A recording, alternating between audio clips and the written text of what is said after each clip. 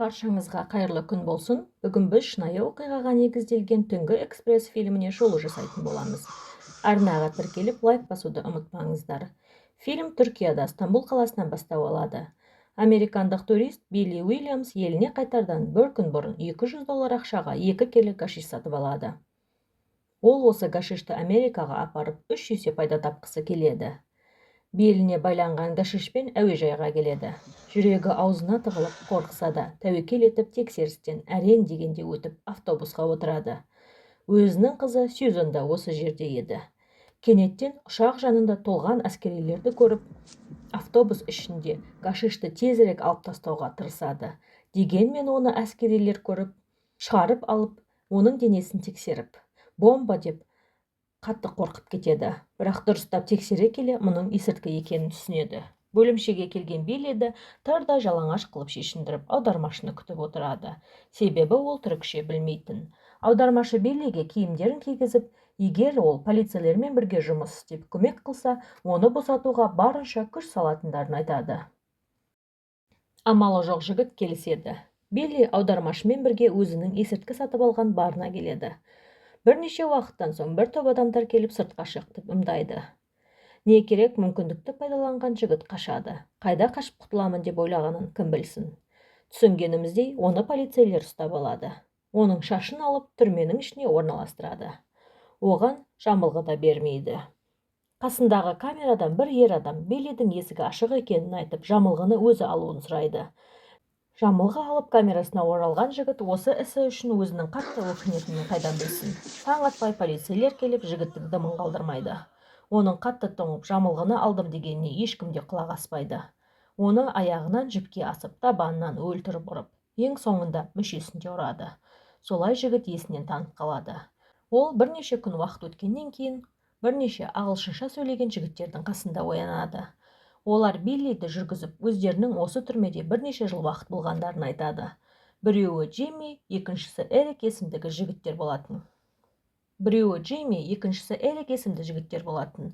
Солай Билли түрменің ішкі өмірімен танысады. Кішкене ауыл секілді еді. Осы жерде Ривки шайдан бастап жаныңа керек заттың бәрін сататын. Бірақ ол басшылардың сақ құлағы болатын. Осы жерде болған нәрсенің бәрін жеткізіп баратын. Оған сенуге болмайтын. Билли өзінің 2 келі гашишпен ұсталғанын айтады. Джимми оның өмірі оңай болмайтынын айтса, Эрик онымен мүлдем келіспейді. Оның ойынша Билли керекті адамдарды тапса, осы түрмеден тіпті босап шығуға да мүмкіндігі бар екенін айтады.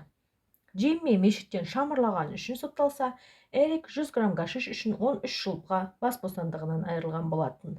Эрик Биллиді осы жерде 7 жыл отырған ағылшын жігіт Макске алып келеді. Ол Биллиге Есіл деген адвокатты жалдауы керек екенін, және жақсы ақша берсе, осы жерден шығуға мүмкіндігі бар екенін айтады.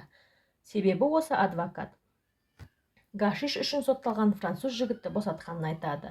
Түсінгеніміздей, Макс есірткіге тәуелді еді. Биллидің әкесі осы жағдайды естіген бойда ұлына ұшып келеді. Ұлын барынша қолдап, өзімен бірге елшіліктің адамын алып келіп, қалай болғанда осы жерден ұлын шығарып алуға уәдесін береді. Олар Макс айтқан адвокат Есілді де тауып алып келген болатын. Есіл керек адамдармен керек сотты тапқандығын және барлық мүмкіншілікті пайдаланып, Биллиді Греция арқылы Америкаға шығарып алуға көмектесетінін айтады. Биллидің соты болады. Сотта Биллиді 4 жылға бас бостандығынан айырады. Дегенмен Есіл оны бірнеше жылда бостандыққа алып шығатынын айтып, уәдесін береді. Биллидің әкесі де 3 жылдан соң қайтадан апелляция беріп, оны шығарып алатынын айтады. Ол үшін Билли ешқандай да былыққа кірмей, түрмеде түзу жүруі керек еді. Әкесі өзін қоярға жер таппай, мүмкіндік болса осы түрмеде ұлы үшін өзі отыратынын айтып жылайды. Осылай түрмедегі өмір басталады. Билли өзін қоярға жер таппай, жиі-жиі үй ішіне өзінің жағдайы жайлы хат жазып жүреді. Осылай 1 жыл уақытта өтеді. Өзінің қызы Сьюзанға жазған хатында жалғыздықтың жанын жегідей жегенін, бір күн екінші күнге ұласып өтіп жатқанын, ертеңгі күнінің қалай болатынына, тірі не өлі тұратынына кепілдіктің жоқтығын жазады. Түріктер барлық сырттан келген адамдарды кір, яғни таза емес деп қабылдайтын. Бір жыныстық ара қатынастың мүлдем тыйым салынғандығын, бір-бірін тек белден төмен жарақаттауға ғана болатынын, сол себепті көптеген жігіттер көттерінен пышақ жарақатын алатынын айтады. Бұл түрікше кек алу болып саналатын. Бір күні жасөспірімдерге арналған түрмеде бір бала зорланып, олар ең бұзық деген 4 жасөспірімді осы үшін қатты жазалайды. Ривкиді жақынырақ білген сайын оны қатты жек көріп бара жатқанын да жасырмайды. Билли мен Ривки шамалы сөзге келіп қалады. Түн ортасында поездың дауысымен қатарласқан мысықтың шыңғырған дауысынан Билли оянады. Таңертең бүкіл түрме үнсіздікте болады. Біреу Макстың мысығы Ахметті дарға асып қойған болатын. Бұл Макс үшін үлкен күйзеліс еді. Осылай 1972 жылдың сәуірде келіп жетеді. Биллиге адвокаты келіп, оның жағдайын біледі. Ол сондай-ақ шамалы ақша болса, сотқа дейін шығып кетуге мүмкіндіктің бар екенін айтады. Ішке келген Биллиге Джимми осы түрменің картасын көрсетеді. Осы түрмеде жардың артында туннельдің бар екенін, сол арқылы түрмеден қашып кетуге болатынын айтады. Бірақ Макс, егер олар ұсталып қалса, өлетіндерін айтады. Солай қашып кетуден қорқады. Джимми суға түсетін бөлмеде жардағы кірпіштердің үгітіліп тұрғанын, шамалы қазыңқырап бірнеше кірпішті алып, әрмен қарай шығып кетуге болатынын айтады. Билли Ривкидің әрқашанда қастарында екенін және тек 20 ай қалғанда ешқандай да блокқа батқысы келмейтінін айтады. Ашуланған Джимми өзінің жалғыз қашып кететінін айтады. Оны полицейлер ұстап, дымын қалдырмай ұрып, ауруханаға алып кетеді. Ол өзінің омыртқасының сынғанына қарамай, жұмыртқасынан да айырылып қалады. Осымен 2,5 жылда өтеді. Эрикпен бірге йогамен айналысып жүрген Билли онымен жыныстық қатынасқа түсуге шамалақ қалады. Шамалы уақыттан соң Эрик бостандыққа шығады. Ал Биллидің түрмеден босауына бар жоғы 53 күн қалған болатын. Джимми ауруханадан түрмеге қайта келеді. Ол өзінің ауруханада ешқандай күзеті жоқ жердің бар екенін айтады. Өзінің әлі де қашып шығуға үміті бар екенін жасырмайды. Биллиге елші келеді.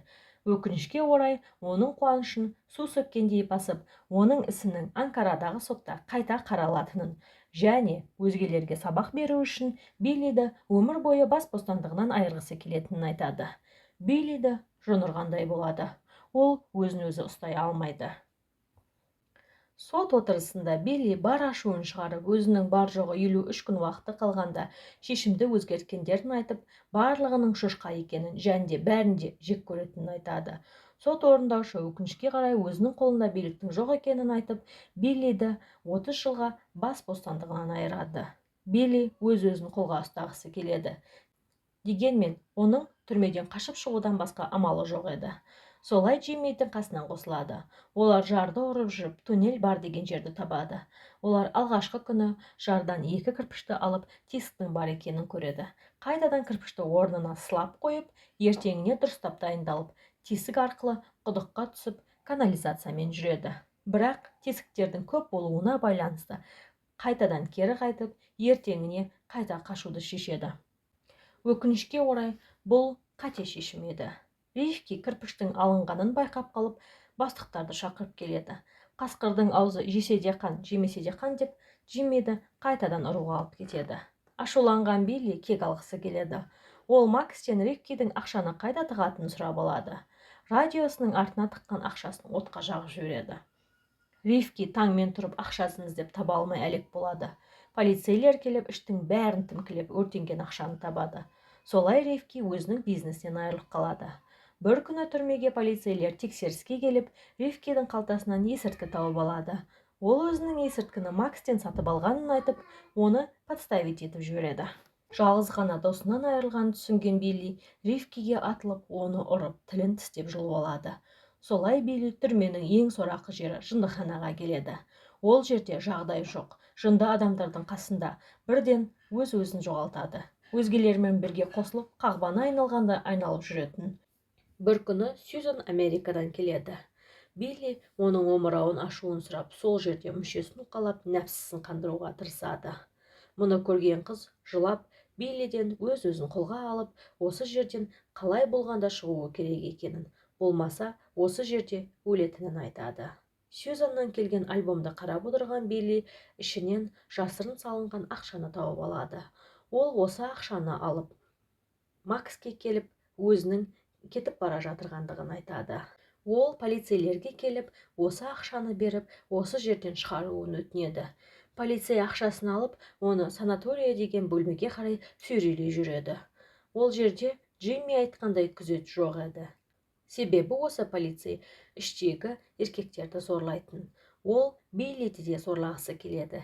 Дегенмен жігіт оны қатты итеріп жіберіп, оның басы ілгішке барып қадалып өледі.